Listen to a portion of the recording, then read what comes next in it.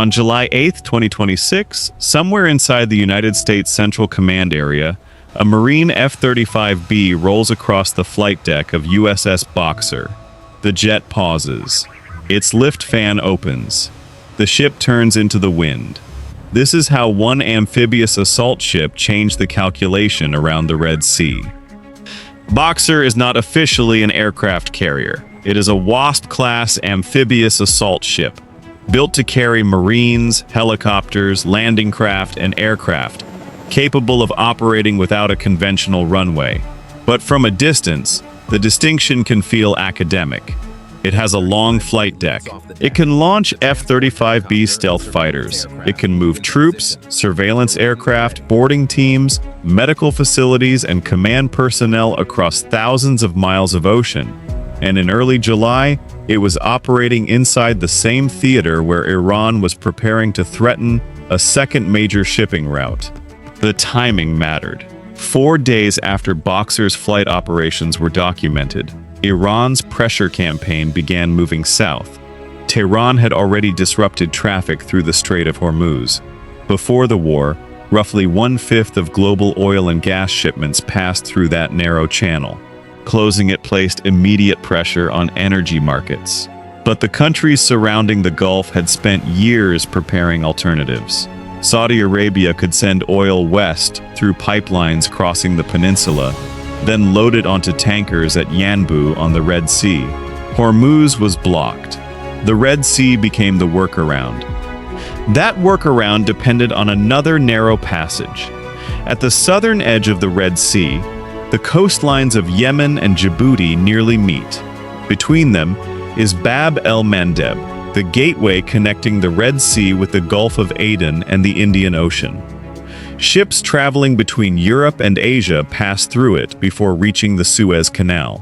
Saudi oil leaving Yanbu passes through it on the journey south. According to Reuters, the Red Sea was carrying around 7% of global energy supplies after the disruption at Hormuz. Saudi Arabia had redirected about 70% of its energy exports through Yanbu. One alternative route was suddenly carrying the weight of another. On July 16th, Reuters reported that Iran had asked Yemen's Houthi movement to prepare for a closure of this gateway. The reported condition was specific. If the United States attacked Iranian power infrastructure, the Houthis were to be ready to strike shipping. 2 senior Iranian sources and 1 regional source said the proposal had been discussed inside Iran's leadership.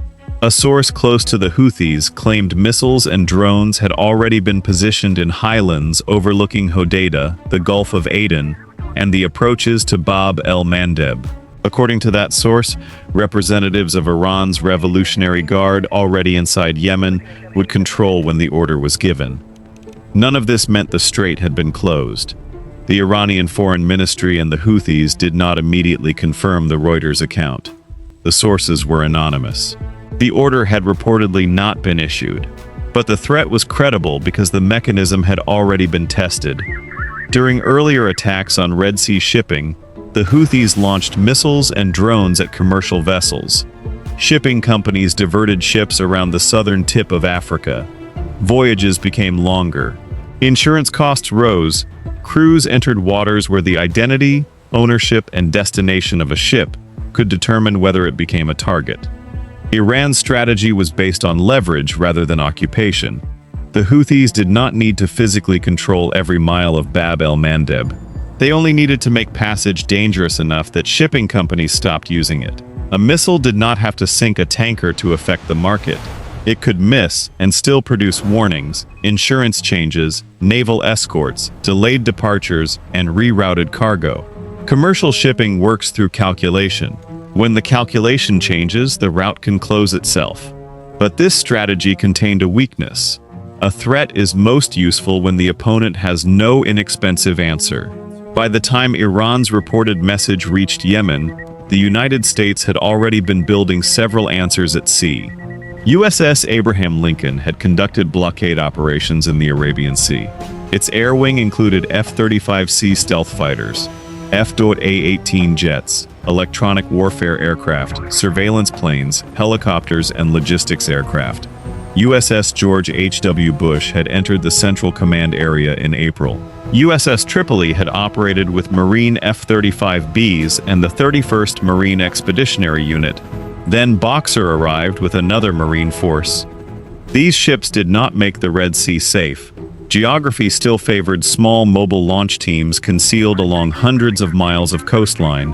Missiles could be transported, hidden, fired, and moved. Drones could approach at low altitude. Mines could force ships into narrow corridors. Even a large navy cannot inspect every fishing boat, watch every road, or occupy every ridge above the water. The United States could not guarantee that Bab el-Mandeb would remain open. What Boxer changed was the cost of trying to close it. The ship carried aircraft that could operate without a land runway near the fighting. It carried Marines capable of boarding vessels, securing small areas, and operating from helicopters or landing craft. It provided another flight deck, another command node, and another platform that could continue moving while shore bases remained exposed. A fixed airfield has coordinates. An amphibious assault ship does not stay still. The difference became visible on July 16th. While Reuters was reporting that the Houthis were waiting for a signal, Marines from the 11th Marine Expeditionary Unit conducted a verification boarding aboard the tanker Wen Yao in the Gulf of Oman. The mission was part of the renewed blockade around Iranian ports. Boxer's Marines were not merely sitting offshore as a warning. They were participating in the system enforcing American control over maritime traffic. The same force that could support air operations could also place boarding teams directly onto a commercial vessel. 2 days earlier, the United States had resumed its naval blockade of Iran. By July 15th, the American military said it had redirected 2 ships and disabled another vessel attempting to approach Iranian territory. At the same time, American forces struck Iranian coastal defenses, command centers, surveillance facilities, missile positions, and drone capabilities. Tehran responded with attacks against American sites elsewhere in the region. Iran's threat against Bab el-Mandeb was supposed to increase the price of American escalation. Instead, the blockade resumed, the strikes continued, and another sea-based air platform was already operating nearby. This does not mean Iran's strategy simply failed. The threat itself created economic pressure. It forced Saudi Arabia, shipping companies, and foreign governments to consider what would happen if Hormuz and Bab el-Mandeb were disrupted at the same time. It stretched attention across 2 waterways separated by more than 1,000 miles. It required the United States to divide surveillance aircraft, air defense systems, escorts, and intelligence resources between the Gulf, the Arabian Sea, and the Red Sea. But it also revealed how dependent the plan was on timing. Iran needed the threat to appear before the American posture was ready. Instead, details of the plan became public after 2 American carriers had operated in the wider region, after Tripoli had supported marine aviation, after Boxer had arrived, and after blockade procedures had already been practiced on dozens of commercial vessels. What was meant to expose an empty corridor instead drew attention to a corridor being reinforced. There was another problem. By communicating the condition attached to the operation, Iran surrendered part of its ambiguity. American planners now knew what action might activate the Houthi response. Saudi officials knew where the pressure would fall. Shipping companies knew which route could become the next target. Whether the Reuters disclosure was an unauthorized leak or deliberate signaling, the result was the same. The plan could be studied before it was executed. The United States still faced a difficult choice. Attacking Iran's electrical network could trigger strikes against Red Sea shipping. Avoiding those targets could allow Tehran to define limits on American operations. Reinforcing Bab el-Mandeb could protect commercial traffic, but might also produce direct confrontation with Houthi forces in Yemen. Every additional ship created more defensive capability. It also created another potential target. Boxer therefore did not end Iran's leverage. It changed the shape of it. Tehran could still order attacks. The Houthis could still disrupt ships. Oil prices could still move before the first missile reached the water. But closing the strait would no longer be a low-cost action conducted against an empty sea. It would mean challenging marine aircraft, boarding forces, carrier aviation, surveillance networks, and warships already operating across the region. On July 8th, the F-35B on Boxer's deck lifted into the air.